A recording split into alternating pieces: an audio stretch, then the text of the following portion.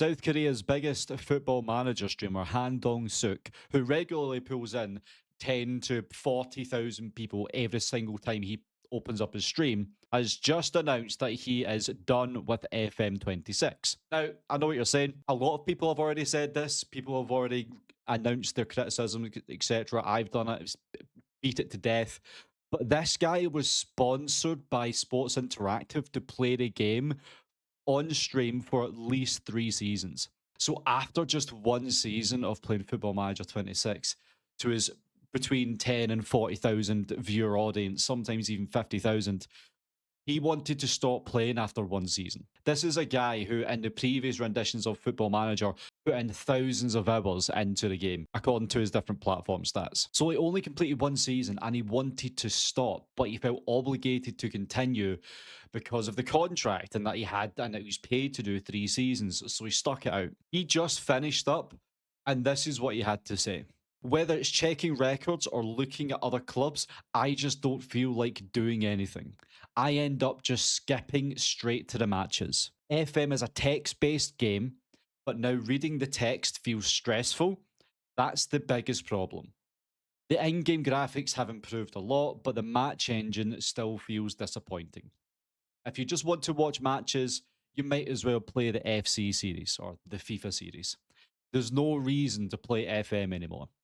I have a lot to say, but since this is a sponsored stream, I'll just stop there. Lastly, don't bother sponsoring me next time.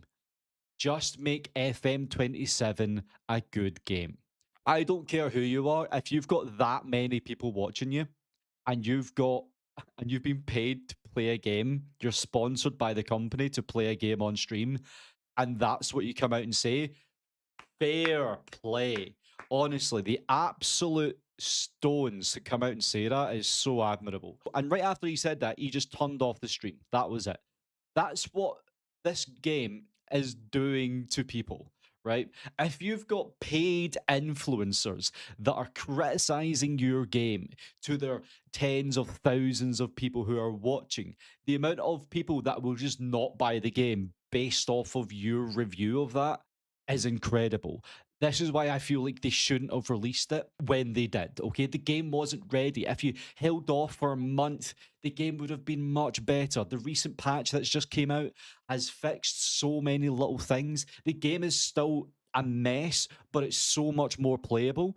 If they've managed to push out that patch in just a week's time, think about another 2 or 3 patches. The game would have been in a much better position, albeit still objectively a poor FM, but it would have been a much more enjoyable game to play. There's a lot of people that are just not calling this out. This game is substandard.